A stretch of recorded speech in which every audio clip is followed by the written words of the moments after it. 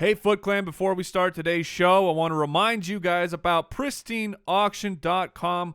Look, we've been talking about them for weeks because they are the best, the ultimate memorabilia site on the web. We had a listener of the show, Jared, sent us a nice message, said that he landed a signed Jerry Kramer jersey. Huge Packer fan, got the Kramer jersey. They don't just have current players, they got authentic gear from the past as well. So head over to Pristine Auction, that's Pristine auction.com today.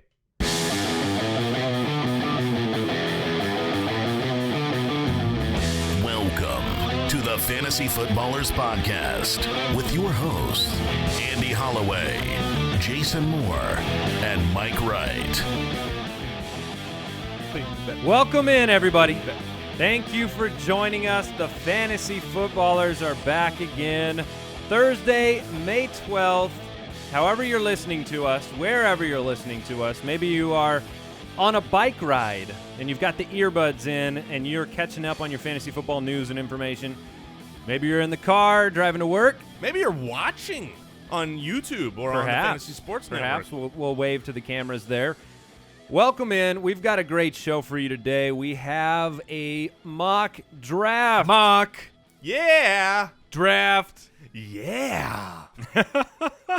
That was not planned, because if it had been, it would have been pathetic. Yeah. Hey, Mike, you want to do that? You want to do that thing where we Dumb and I Dumber threw reference? it. I took the risk. I threw it out. I thought I might have to finish it up with the with dude, your own? If you throw out the Jim Carrey reference, you're never gonna get left-handed. That's That true. is Jason. Yeah. He is the Ventura Bravehearts in one of our Dynasty that's leagues. So, yeah, we got a mock draft on the show today. Got some news and notes for everybody. Hope everyone enjoyed Allen Robinson himself, the I certainly AR-15 did. on last show. That was fun. That was a good conversation. I'm excited about the Jaguars, so I enjoyed that quite a bit. Let's talk about how you can connect with the show. You can do so on jointhefoot.com. That's our fantasy football community. You can check us out on Twitter at the FF Ballers. That's where we break news. That's where we chat with everybody, all of the listeners, everybody who supports us. And let's see. You can follow Jason at JasonFFL. You can follow me at Andy Holloway. And you can follow Mike at FF Hitman. Mm-hmm. And be sure to check out the website, thefantasyfootballers.com. Have a lot of good stuff going up there, including the draft kit for 2016. So I want to jump right now into the quick question. Now, at the end of last show, everybody remembers that we talked handcuffs. Handcuffs. So we talked about handcuffs, which was ironic because I think our philosophy on handcuffs is, it was in line with what we talked about, but we aren't really handcuff guys, are we? Well, I like it. It always depends on the strength of the handcuff, and does that person actually provide you standalone flex value, like a Charles Sims, a Carlos Williams, and there's what? Well, no, I was just thinking. I mean, like, you're explaining it very well, but I think we might have somebody that can explain it even better. Oh, Do did you think we should? get him? Yeah, I think maybe this will clear things Okay. up for everybody. Hey, folks, listen. We all know things can get pretty hairy out there in the real world. And when my top running back goes down, well, I like to know there's someone that I can count on. That's why I'm diligent in my backup decisions. I don't want a handcuff. No, sir, folks. I want a handcuff. You won't catch a Ronnie Hillman resting his keister on the end of my bench. Nope. Only the best of the best, like a D'Angelo Williams. So remember, folks, keep your bench right. Keep your bench tight. And only roster the best handcuffs. Keel! So, do you understand now? Is it clear? No Ronnie Hillman. The mirror, the fog has jumped off of the mirror, and I see Look, what is happening. Pretend Sam Elliott has something to say. And he says, D'Angelo Williams is a handcuff. Ronnie Hillman, handcuff. So, our own philosophy, you can continue your thought there.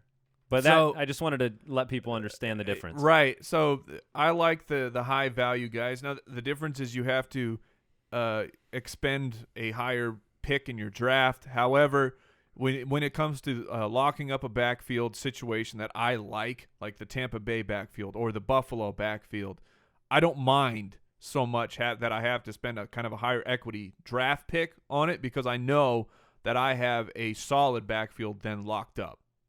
Do you think that – what would you say about the Green Bay situation? Because to me, James Stark seems like the perfect – well, first of all, what is he? He's just a handcuff. He's just a handcuff? Yeah. What I like about him, though, is that you do get him later. Right. In the draft. Like, he's that perfect mix where you're not drafting him super early, but you do know. But would you draft Starks?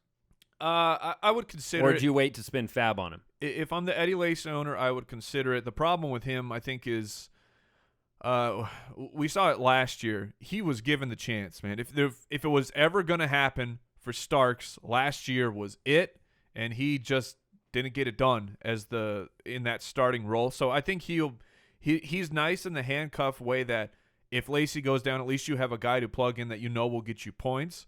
But I don't think he becomes that week-to-week guy that I can throw him in and I'm good to go. Like if I have Charles Sims, my confidence level in Sims, if Martin goes down, great. Not great that he went down, but great that I have Charles Sims, who I throw in there. I got a running back too. No problem. Yeah, you be careful what you say about Doug Martin because he's sitting right next to you now. We've got the fresh Doug Martin. The what is the Dreamsicle? Right, the Dreamsicle jerseys. Yeah. So from time to time, we like to read reviews from the listeners. iTunes reviews are one of the ways that you can help support the show in a big way. Tremendously. And so if you enjoy what you're listening to, hop in there, leave us a review. And so we like to read them on the show from time to time, and by we, I mean Jason. Review-a-saurus-Rex. This one comes in from Seppi, I think. Okay. Who knows why Rule 86 is a rule? Who knows how to withstand victories? Some people never ask. Some people never know. It's sad. I was sad once, too, until I found the F-Ballers podcast. I now know what Rule 86 is. I withstand victories. I know Guns Mahoney, and I win championships, all thanks to the Fantasy Footballers podcast. Mike, Andy, and Jason provide great insights and entertainment as they navigate the high seas of fantasy football. A must-listen for all ballers. Well, thank you, Seppi. A Guns Mahoney reference. That's Look, tremendous. the waters are rough out here sometimes. Where is But Dan Campbell? Is he with the Saints? I believe he is with the Saints, yeah. Yeah, bringing those guns to New Orleans. Yeah, the seas are rough sometimes. You can hop on board. We'll take you across. We'll make you understand the difference between a handcuff and a handcuff. All right, let's jump into the news. News and notes from around the league. All right, we don't have a lot. You got it right that time. What did I do? The drop. Oh, yeah. Well, you know. I was worried for you. We've done over 200 shows. I'm going to miss from time to time, so I got it that time. Not a lot of news. I don't have a number of mediocre wide receiver signings for you, but I do have two bigger pieces of news. Which one do you want to start with, Mike? Let's start with Melvin. I think that's the bigger concrete news. Melvin Gordon, we knew he had he had surgery. That's why I was going to say off season, but he had surgery on his knee, and he missed the last couple games. Mysterious surgery. Turns out that was microfracture surgery, and in my opinion, that is not good. You're talking a guy who relies on agility, who relies on burst, already has issues in front of him when you talk about the offensive line. And so this still career 0 touchdown. Yeah, there is that. It just Melvin Gordon was a guy who I had some faith in. You know, he could bounce back. He was drafted in the first round because the Chargers really saw something in him. However, you throw in this knee injury. I know he has plenty of time to recover, but that causes even more concerns for me for Gordon. Jason, I know you have a different take on it, and I'll let you speak to it, but I want to get a couple of the facts out there. The surgery took place in January, and it was microfracture surgery, and the team has come out and said a 4 to 6 month timetable for recovery, which obviously puts him in line to be ready for the season. Jason, how concerned are you with Gordon, and where do you think he drops, or does he drop at all in drafts, and is he somebody you're targeting? He will definitely drop in drafts because of this news. I think to an extent, rightly so. I am not so much worried about the microfracture. There's a lot of very bad statistics. If you go out and you just look at the raw numbers, you know, you could see that people under 25 in the last, however many years in the NFL, 80% of them never return back to the game. But then when you take a look at who those players were and the reason why they were so young is they were not established players in the NFL. And so, yeah, they didn't come back. Their teams didn't need to give them a chance. But mysteriously... Are you saying come back from microfracture? Yeah, but mysteriously older players come back fine. Well, that's just because they have a job and they've established their role. Melvin Gordon was invested with a first-round pick last year. They didn't go out and get any running back help this year. So my worry in Melvin Gordon is his talent and the offensive line for the Chargers. I would not have had Melvin Gordon on my team this year. This news might drop him to me. I would take him, if he's dropping, let's say to the 7th round, I would be very hard to not take him there. Right now, I think he's going at the very back of the 5th, so that's almost 6th round.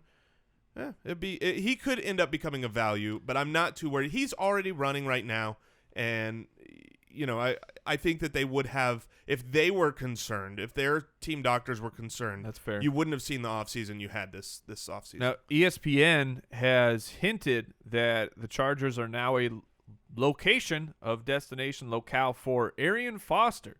Never mind. There's a San Diego beat writer who's saying that he doesn't expect that to happen, but that's now in the Twitter sphere. Rumors of Foster to the Chargers. I wonder when he signs someplace, what the thought process will be. Like, because in your mind, with the impact he had on fantasy football, are people going to buy into Arian Foster as because he's not going to walk into a starting job. No, certainly not a full-time role like he had in the Texans. Yeah, so it'll be interesting whether he looks like a value. I mean, it never seemed like Arian slowed down on the field. It was slowing down through injury, but on the field he always looked extremely effective. So if he could come back, now it's a hard injury to recover from. And did you have something you wanted to add on Foster? The only thing I was going to say is I see him just being a home wrecker here for right. If you draft early, if you're in a league where you draft early and then wherever Arian goes, people talking about Ajayi or Melvin Gordon or these teams like this, Jeremy Langford. If all of a sudden Arian Foster shows up, then it's like crap. I found this memo. It was signed to Arian Foster, and it's actually from the people of Philadelphia, and they say we don't want you here. So, Foster, don't go to Philadelphia. As the Ryan Mathews owner.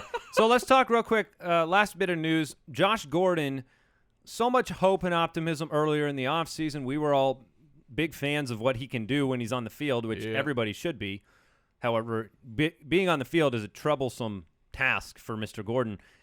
What is the latest you're hearing about Gordon's situation in Cleveland now, Mike? Well, news is coming out. ESPN Browns reporter Pat McManaman believes that the draft that the Browns had indicate that they are willing to move on from Josh Gordon, so that even if he comes back, maybe they release him or they try to trade him. Which it's easy to connect the dots and say you drafted 4 wide receivers. Clearly they're not planning on having Gordon there. That being said, you could also connect the dots and say, well, that means that you see wide receiver as a big need for your team, and then if Josh Gordon comes back, you're just going to say, we've had enough. And also, the guys that they targeted, they were high character guys. You can argue back and forth on Gordon. I think if Gordon comes back, he plays for the Browns. I'm less and less confident that he's going to be able to play this year. All right, before we jump into our mock draft, now we're doing a PPR mock. That is correct. Is that right? A 3 wide receiver PPR mock draft today. So you will get to hear our opinions and thought process as we walk through this draft, and we're doing it at fantasydraftwizard.com. But before we jump into that, I do want to take a second and thank a new sponsor to today's show, and that is Blue Apron. Okay, Blue Apron is an incredible product, and their mission is to make incredible home cooking accessible to everybody. Now, we've all had the privilege. Mike, I know you've made a few meals with Blue Apron, and it is a really, really neat product because you get incredible recipes and all of the produce and fresh, all the fresh ingredients, all the planning, perfectly proportioned, and they come and they deliver it to you. Yes, based on the schedule that you sign up for. So you can get like 2 or 4 meals a week. You can get them for 2 people or 4 people, and you can actually choose kind of your preferences based on what you want to cook. And for me, when I got this product, what did we have the other night? We had like a Swiss cheese and caramelized onion patty melt. Poof! And you cook it at home. And so it's like a family event for us now. And so tell me about your experience, Mike. Well, and I got to cook a pork tabaki. It's this Asian dish, or a Korean dish, I believe.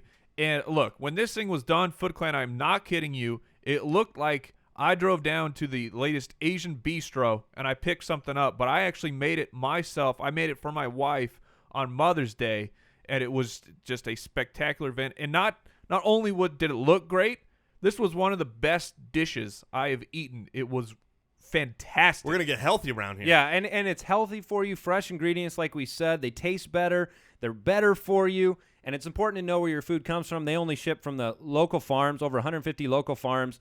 Incredible produce. And when you cook with your family, you spend more time together. And I like that.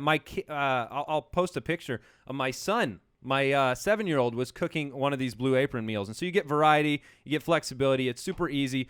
And right now you get, only through the show, you get 2 free meals with free shipping if you go to blueapron.com/ballers. There's a bunch of good stuff coming up this month in May, so you definitely want to go check it out. That's blueapron.com/ballers. The Fantasy Footballers Mock Draft. Whoa. All right, let's do it, guys. Let's get started here. FantasyDraftWizard.com is our preferred mock draft headquarters. It just makes it easy.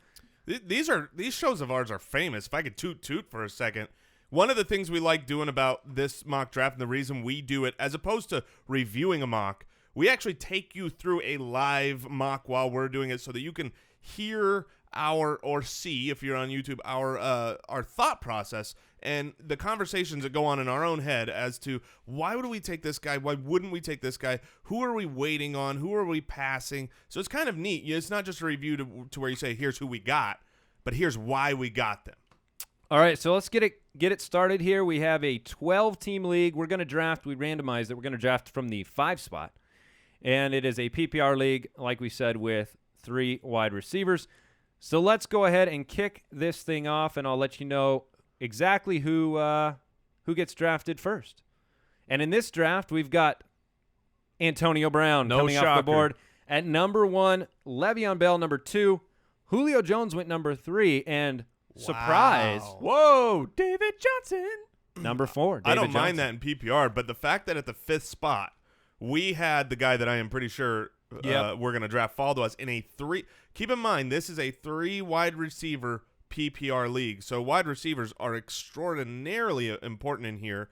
And my actual, I guess he's standard number 1, but PPR, my number 2 wide receiver is on the board. And you should say his name. It's Odell Beckham Jr. Absolutely. Wait, so you're telling me Beckham's your number 1 in standard? In standard right now.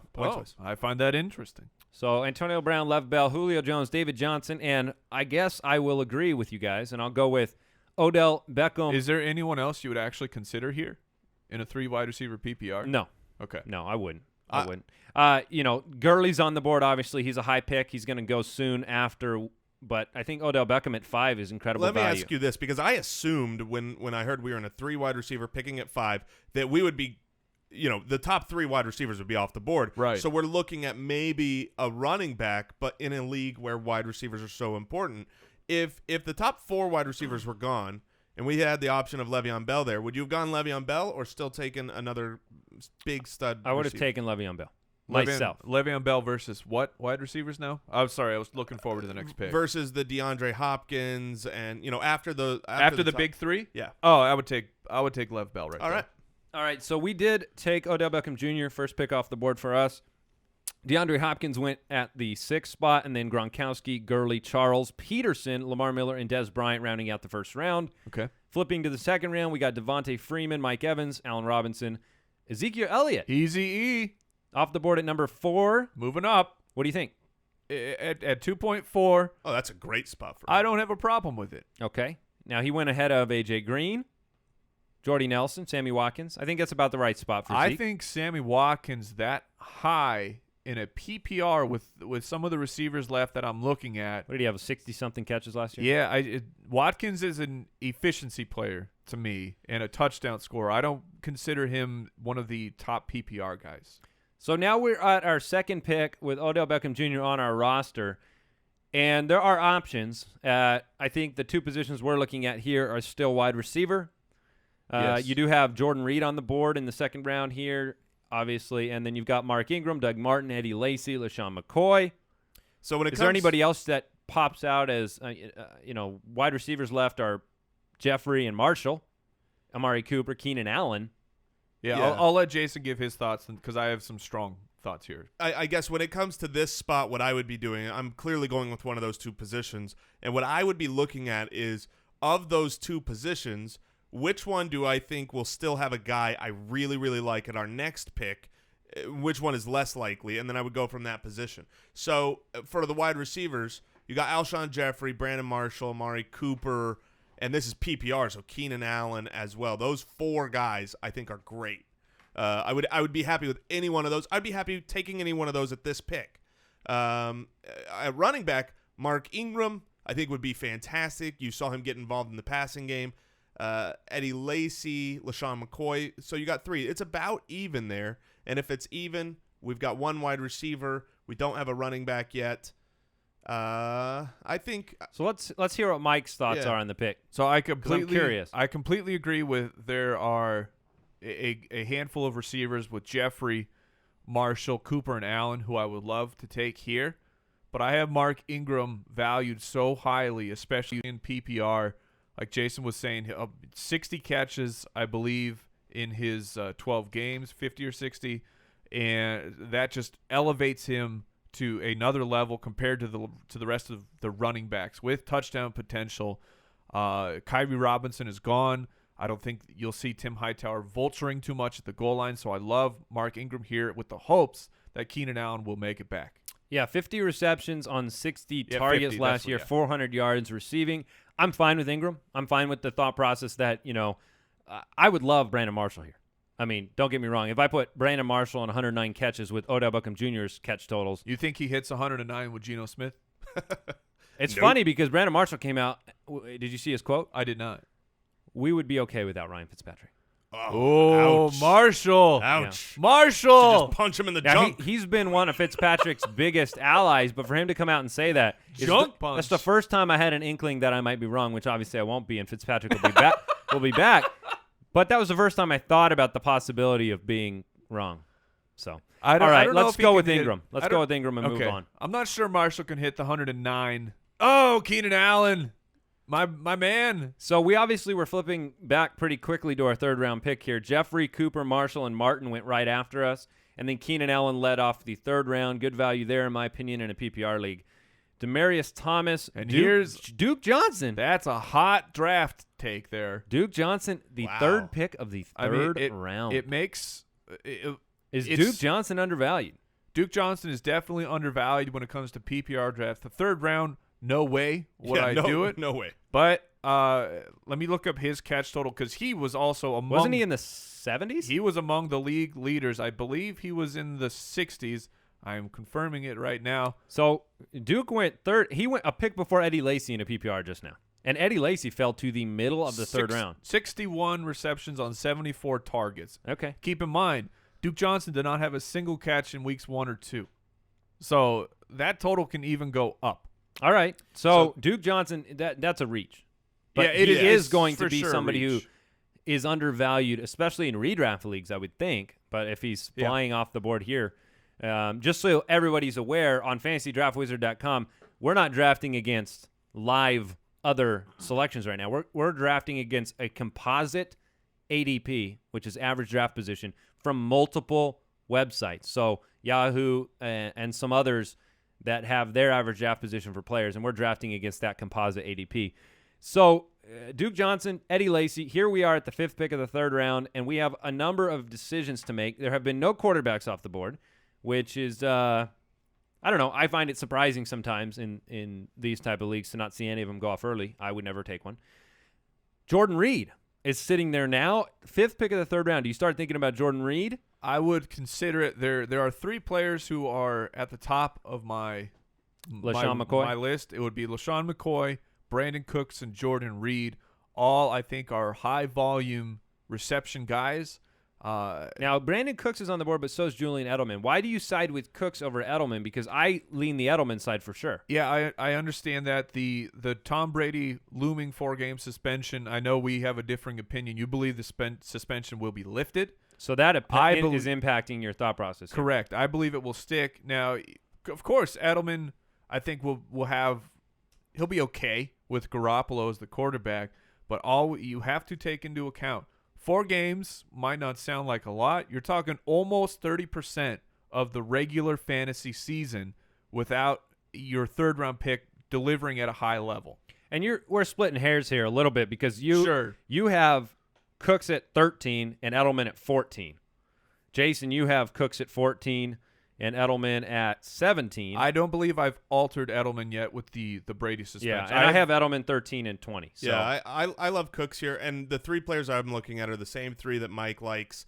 The difference to me... So Jordan Reed, what are you thinking about him right here? For me, I feel like if we don't get Jordan Reed, we're just fine. No big deal. If we Greg don't Olsen, Delaney Walker, Travis Kelce. If we don't get LeSean McCoy, we take a big step down. If we don't take Cooks or Edelman, we take a little step down. So you go, well, which one is it? And in this, I think that's where you have to look at the format of the league. We have to start 3 wide receivers. Have to. It's not a flex. It's not a 2-2 flex. It's a 2 and 3 wide receiver in the format we're drafting. If I've got to start 3, I'm going to use that tiebreaker, and I'm going to vote for Brandin Cooks. I'm going to throw this wild card out here because I don't think he will make it back. A guy with 110 receptions last year, Jarvis Landry. 165 targets. I would say I would much rather have Cooks, who I know is going to be the one on that team next year, versus Adam Gase coming in, who likes the outside wide receiver. I think Jarvis Landry is going to be fine next year, but I would rather avoid the question marks at this point in the draft. I'm fine with I feel Cooks. like there's question marks with Cooks. You do? Yeah, I do, because he started so slow. He had a good end of the season, but it was his first really fully productive year and healthy. I feel like there's plenty of question marks with Cooks. That's why Edelman seems so much safer to me. I really, honestly, I think this is one where we're going to have to hand the selection off to somebody. You take it, Andy. Oh, you want me to take it? Yeah, you can take it. Yeah, we want the more important ones later. Look, I'm going to take LeSean McCoy. Oh, really? Okay, I'm going to let you see how the draft turns out when you go a couple running backs earlier, even though it's a 3 wide receiver league. I love that pick, and that's the point of doing mock drafts, is to see, what if we do this? Do we get screwed? Because if we don't, I mean, I made the argument that LeSean McCoy was kind of the more valuable, if not for the format. So I like the pick, and we'll see all the what arguments happens. made sense about the positions, but to me, when I look at those wide receivers, I can honestly tell you, I don't know whether Cooks, Landry, or Edelman are going to have a better season than one another. I do feel like McCoy was the best wide run. I went with McCoy, so our roster is Ingram and McCoy with Odell Beckham Jr., who practically counts as 2 wide receivers. Beckham? Yeah. So Sure. So after we selected McCoy, obviously a lot of names off the board. 3rd round, Deion Lewis, Brandin Cooks, Matt Forte, Aaron Rodgers, finally the first quarterback off the board, 9th pick of the 3rd round. Would you do that? Aaron Rodgers in the End back of the third third round. I'm looking for Rodgers in the 4th because I've By the seen way, him Newton dropping there in places. went 3 picks later.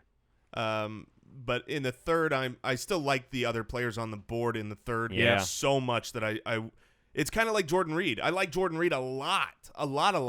But if I don't get Jordan Reed, I'm fine. You know, there's Sure. and the same thing with Aaron Rodgers. So Rodgers, Edelman, Cobb, and Newton. And then in the 4th round, we have T.Y. Hilton, Jordan Reed went, C.J. Anderson, Jarvis Landry, Greg Olsen. So 2 tight ends off the board in between our picks, Kelvin Benjamin and DeMarco Murray. We're sitting on the board now, and I have to say I'm pretty happy that I took a running back based on the name that I see at the top of this list, which is Jeremy Maclin, still available, the number 1, big season last year. A lot of value there to me. That jumps off the page, but Thomas Rawls is still on the board. Obviously, I think we're done with running back right now. Yeah, I would say that we're done for now. Jeremy Maclin would be at the top of my board right here. Other names available, a Golden Tate, an Eric Decker, a Larry Fitzgerald, and of course for tight end you're talking Eifert is still on the board. But for me, in the 3 wide here, Jeremy Maclin, a a surprise to me last year, the way that he was fully utilized in the system.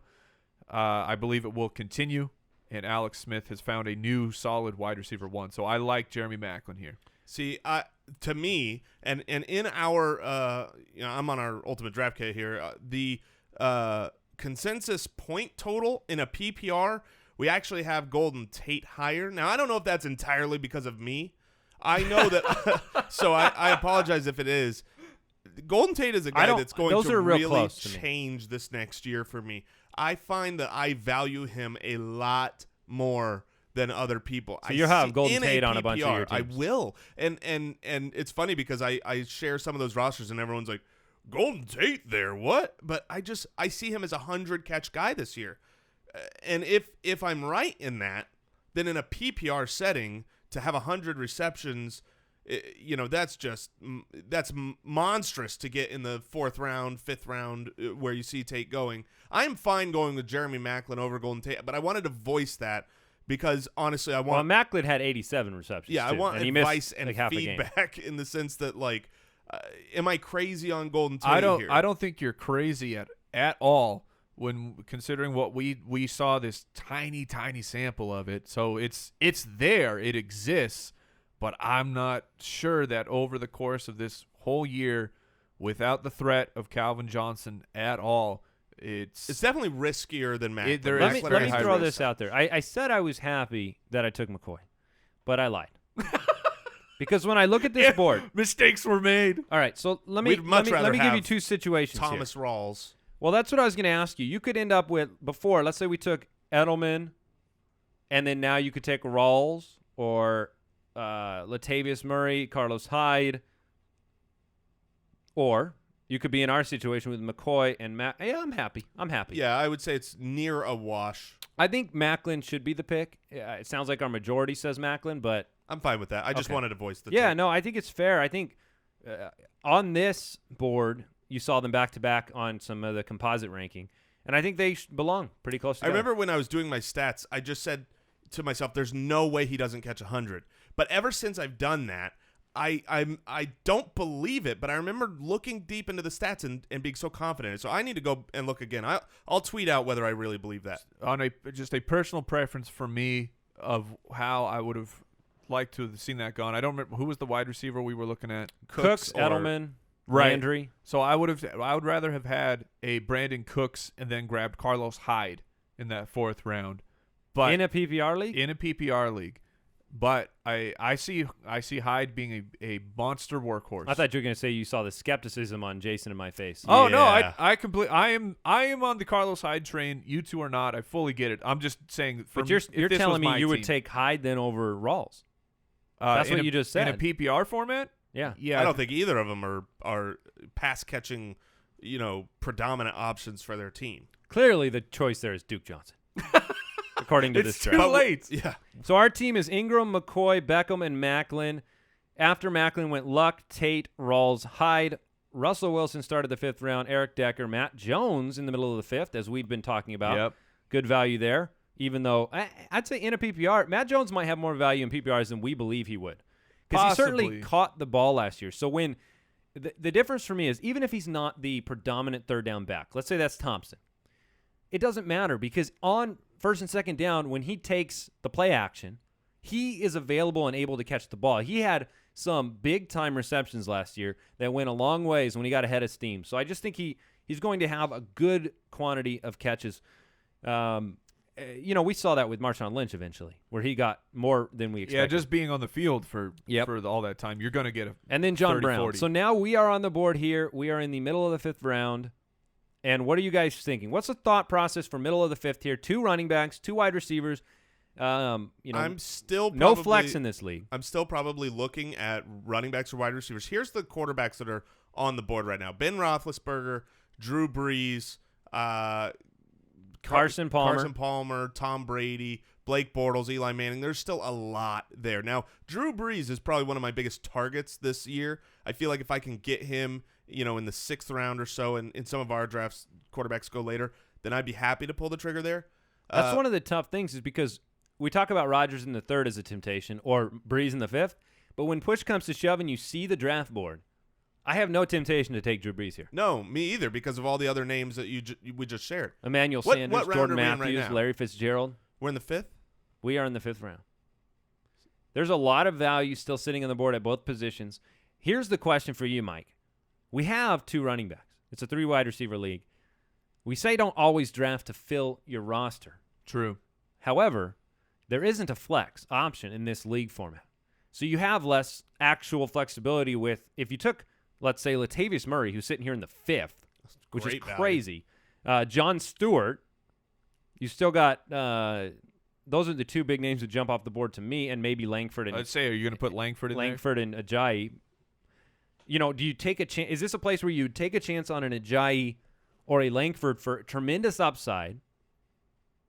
I think because you already have 2 running backs? my thought process, what I want to do here is take a wide receiver like a Fitzgerald, who I believe is still a PPR guy. Jordan Mathews. Jordan Mathews, he has question marks, I think, compared to some of these other guys that we're looking at. Andy's guy, Michael Floyd, is still out there. My guy, Doug Baldwin. Doug Baldwin is still there. And my hopes would be that we're coming up on the Danny Woodhead spot. That if Woodhead made it back to us in the next round, I would be snag him. I'd snag him. I'd be ecstatic that I passed on running back here. Or Ryan Mathews. Or Ryan Mathews. So there's a couple options of guys I want in the next round. So I would definitely go with a wide receiver here. So here's according one to of the my things- board, it's Floyd. Well, right. I have him at you're super high 17. at Floyd. What I would do at this point is I take a look at the wide receivers we have, and it happens. It gets a little easier later in the draft when you've got 3 or 4 or 5 guys. But right now, who do we have? We're getting a burger. We've got Odell Beckham, and who's our second wide receiver? Jeremy Maclin. And Jeremy Maclin. So you've got kind of really consistent. I was gonna say, I feel like Maclin and Fitzgerald, I wouldn't need to be redundant on kind of the volume guarantee. Like I could take more of a chance here with my 3rd wide receiver. Yeah, you want high upside risk. Upside. Devontae Parker, Michael Floyd to me. Michael still the guy. Floyd to me is a very high upside potential guy. But it is a PPR, and that's not my ranking for him in a PPR. So it's tough. It's a tough decision here. I think we got to go wide receiver though. I think we have to go wide receiver. Why don't you make the pick on this one, Jay?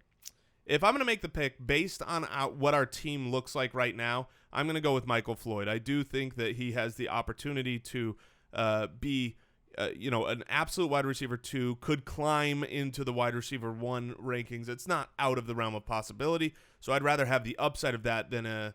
Oh no! Well, we'll get to that. Very, very sad circumstance here where Danny Woodhead just went off the board. 2 picks in front of us. Foot Clan, You play with fire. sometimes you gamble and sometimes you lose. I would rather have Ryan Mathews, Is Matthews still who available? is still available, Okay, than we're out. Danny Woodhead. Oh, So yeah. That's I'm incredible. I'm happy with that. So Michael Floyd was our pick. Ironically, 1 pick behind John Brown in this draft. So it's interesting. I love John Brown. If John Brown was on the board, I would have said John Brown. Do we all already day. have a water bet on that? We don't, but we should. Yeah. Like right now, or what's the water bet for that? The water bet is who finishes the year better in a half-point PPR. I say John Brown. I say Michael Floyd. Let's do it. Water bet. I feel like every once in a while we should introduce people to the concept of the water bet. Yeah, we have Because a new season has come. So occasionally when we meet an impasse like that where I believe I'm clearly right, I believe Jason is clearly wrong, I will offer a water bet. And a water bet is a bet that will be paid out once the season ends, in this case. Sometimes it's week to week. And the loser has to spin the wheel of water. The wheel of water, and get water dumped on them in some ridiculous fashion. And we recommend everybody out there to make water bets all season long with your friends and with your family, and then videotape them and post them. And Yeah, you can download the Wheel of Water app. It's free. on iTunes. And- On the App Store. Yep. So it's very fun, and I loved seeing all the middle of winter water bets being paid out In the ice, in the snow. in the ice and snow. It was hilarious. So then we had Diggs, Stephon Diggs, Latavius Murray, Emmanuel Sanders, Corey Coleman, first rookie went off the board. Coleman in a PPR. 9th pick, 5th round. I don't mind it. Okay. I don't think I would personally There spend that pick on him. There are a lot of wide receivers I like on the board, a whole lot more than Corey Coleman here. And I am going to post, I'm not going to read every name in every round from this point on as we get towards the end of this draft. However, I will post this draft on the episode page so that you can see and contextualize what picks we were making. Right now, we are coming up to the 8th pick of the 6th round. We're on the clock. We have Ingram, LeSean McCoy, Odell Beckham, Jeremy Maclin, and Michael Floyd on the roster. Now, Tyler Eifert is still there. A lot of people are high on Tyler Eifert as a tight end. That's interesting. You still have Doug Baldwin, last year's Cinderella story, second half of the season. We have Ajayi, Jeremy Hill, Ryan Mathews, Jeremy Langford. I don't see any way that I'd be taking. To me, here, I don't think I'd take Ryan Mathews. Oh man, Really? I was gonna say over Langford. You have Ryan Matthews I was as gonna your, ask. I was your gonna 14th ranked I do. PPR back, and Langford is your 15th ranked. Yeah, see, they felt really close to me, so I guess I have to let that do the talking for me. The pick here is, without a question, Ryan Matthews here. to me, I was between Ryan Mathews and Doug Baldwin. Because it's a 3 wide receiver, we've got 3 wide receivers. Doug Baldwin, when I could put him on my bench and have a guy that was last year, the second half, the number 2 wide receiver who could possibly go on another hot streak and have him in a 3 wide receiver league, I'd be willing to do that, especially since we just named several running backs we liked. But I believe, have we made the pick? Yes, I thought we were locked in. I apologize. So, no, that's fine. I'm happy with Ryan Mathews. Doug Baldwin went immediately following. So that's a smart pick. Now, we do have Kobe Fleener, Carson Palmer, and Tyler Eifert finishing the 6th round. And then Devontae Parker, Julius Thomas, Phillip Rivers, and Ladarius Green. Look, guys, we're sitting here, 5th pick, 7th round. We have a bench spot filled. This has got to be Zach Ertz to me. Really? I think we can get Zach Ertz later. All right, let's take the bet.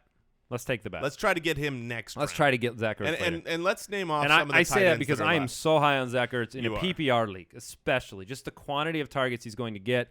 But other options that we have do here. you still like Ertz that much?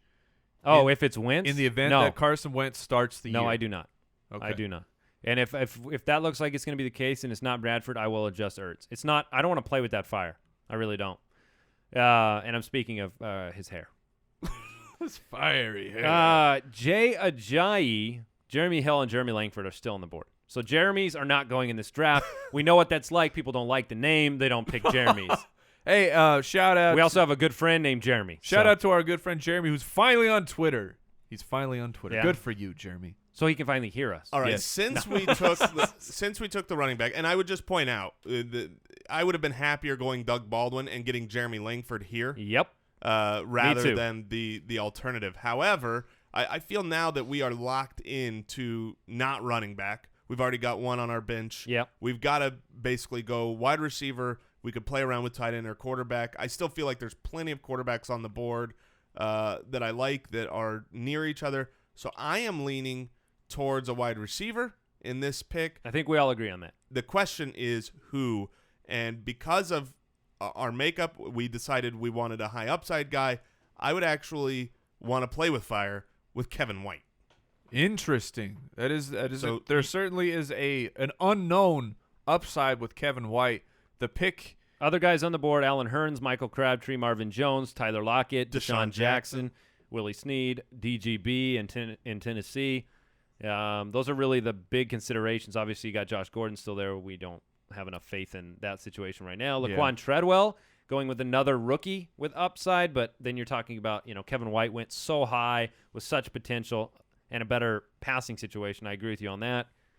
I mean, there's a lot of wide receivers here. This is a great example of looking at who all is left that you like. And I think last round we would have, if we slowed down and said we really only have 2 or 3 wide receivers, but several running backs, we would have helped ourselves. What do you think about Kevin White here, Mike? I'm okay with it.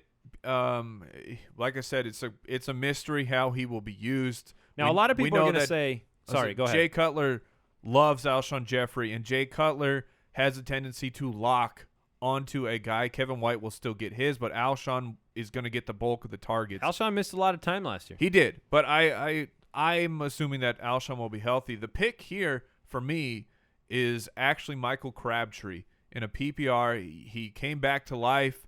Derek Carr loves him. I know that Amari Cooper is also there, but I believe that the passing volume will remain high for Derek Carr and the Raiders. And Crabtree is I think he's a good possession receiver with touchdown potential. We have on our PPR Ultimate Draft Kit, we have Michael Crabtree about 5 spots higher than Kevin White in here. And one guy that is Lockett still available? Yes. We actually have him 1 spot higher than Crabtree. Yeah. Interesting. I love Lockett because I feel like Lockett's basement is like, for this season, is around where Crabtree was last year. And I feel like the upside of Lockett is so high. Yeah, the limitation of Michael Crabtree's ceiling to me is what makes him not really appealing, even though he is a very consistent. Let's vote. Let's vote and let Mike choose because we need to move on in the draft here. I'm going to vote Tyler Lockett. What's your ceiling for Crabtree? You're talking 85 receptions, 922 yards, and 9 touchdowns last year. Yeah, that is there the you go. ceiling. Yeah, and that's great. No, it's great. But he also dropped off in the second half of the season. Okay. I just have my Michael Crabtree general concerns that will never leave me no matter what.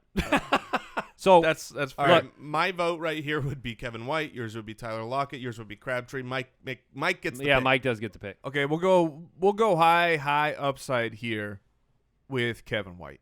All right, so we'll make Kevin White the pick. And before I do that, I do want to give people this information. We're in the middle of the 7th round, and I want to let you know what quarterbacks are on the board.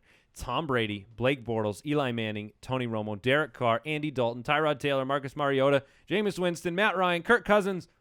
The list goes on. I'm very comfortable going on the upside with Kevin White. Let me ask you, though, since we're talking about quarterbacks, who is it? At this point, I start saying, how many of these guys do I want left? Which one do I want to make sure I get? So tell me the names of guys that you're happy to have at the end of this draft or that you want to target. I think that list had about everybody but 2.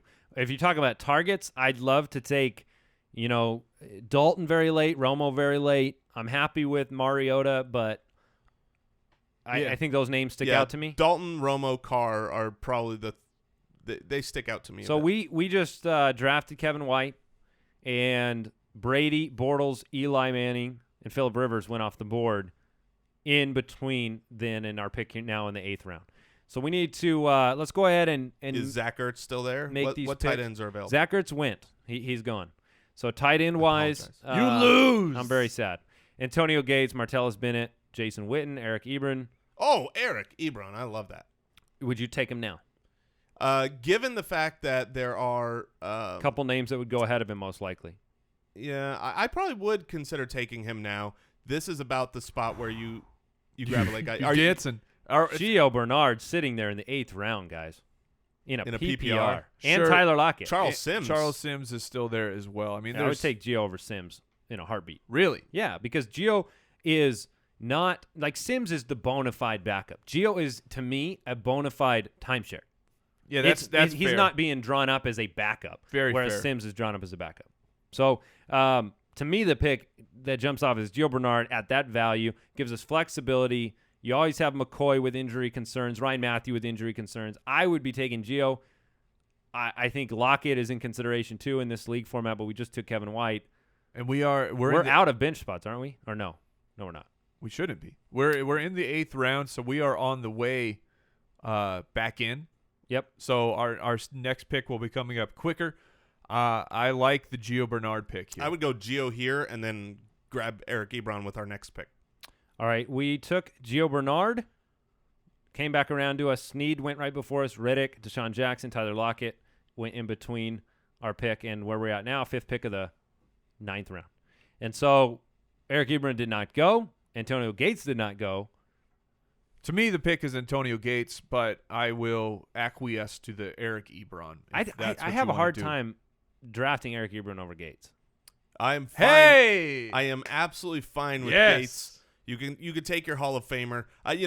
When I'm doing these drafts, I really like whenever I'm late. If I've decided to go late, I just want high upside. Now, Gates, I'm fine with because Gates can be high upside. You're telling me he can't get 10 touchdowns? He absolutely could this year. But, I'd rather get a guy coming into, a youthful breakout year than the potential for an old age fall off year. That's why I would go with Ebron. But I'm absolutely fine going Gates, and I assume we went Gates. Yes, we did. In the middle, we're at the end of the 10th round. And seize the day. Hey, Mike, don't be Very afraid nice. and do not delay, all right? Yeah. All right, so we're in the 10th round. Marcus Wheaton, Chris Thompson, Shane Vereen, Travis Benjamin. Arian Foster, teamless. Arian Foster with the 5th pick of the 10th round. Steve Smith, Laquan Treadwell. And now, I'm telling you right now, you got to let me draft Josh Gordon. I was just going to throw out the name of Flash Gordon. PPR league, 3 wide receiver, late 10th round.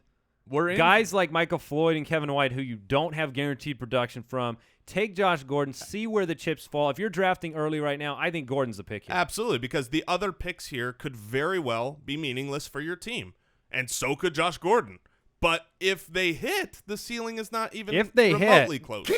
I'll tell you right now, Josh Gordon, that you draft him and they activate him.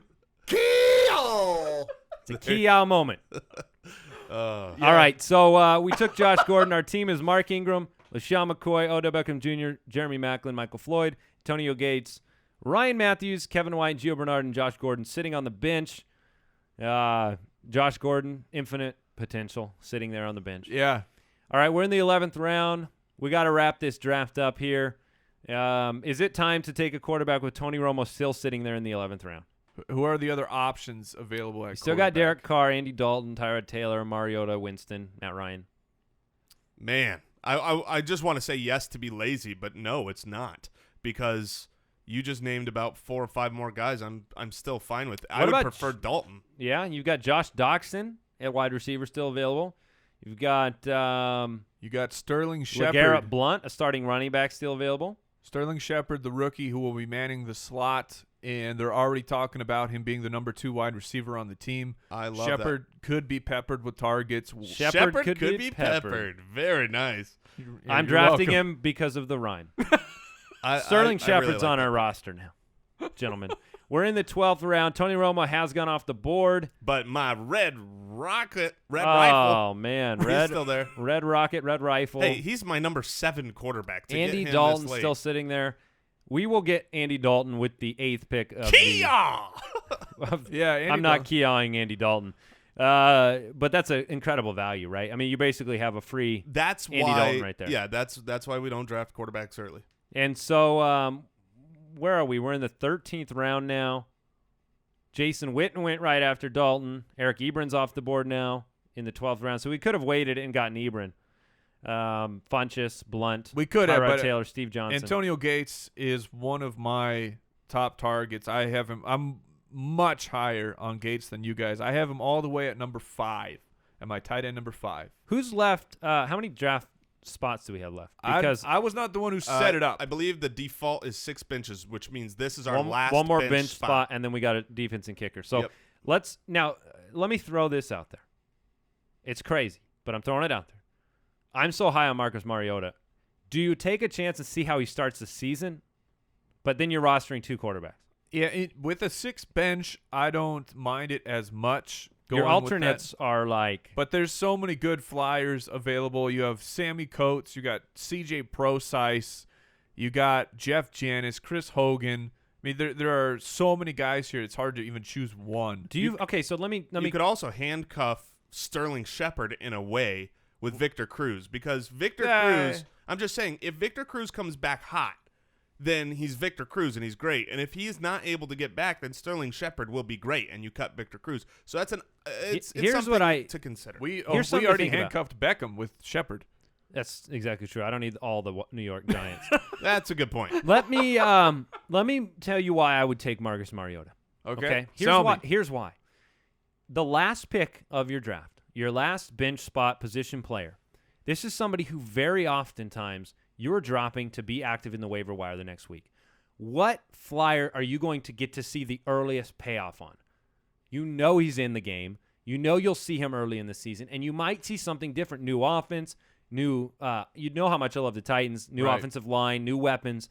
You'll get to see that from Mariota. You can talk all about Jeff Janis, but I mean, week 1, are you going to see everything you need to see about Jeff Janis to know if the flyer pays off? Week 1, are you going to see what you need to see from Prosise to know if the flyer pays off? You'll drop those guys. Right. And I completely agree with that thinking, but the problem is the actual upside. Let's say Mariota hits. Well, we already have Andy Dalton, who is very solid. Then you have, who do we play? Trade Mariota bait. or Andy Dalton, and you have 0 trade bait if a quarterback hits in week 1 nobody's going to care. Nobody will care.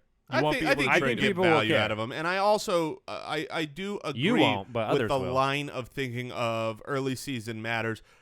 I think it's a good argument. For me, I wouldn't draft it just because of a guy who's on the board that I am in love with at a last pick type of value. Are you serious that Denard Robinson's still on the board? Wow. No, Kenyon Drake. I think is a great guy. In fact, it's your argument of having to wait.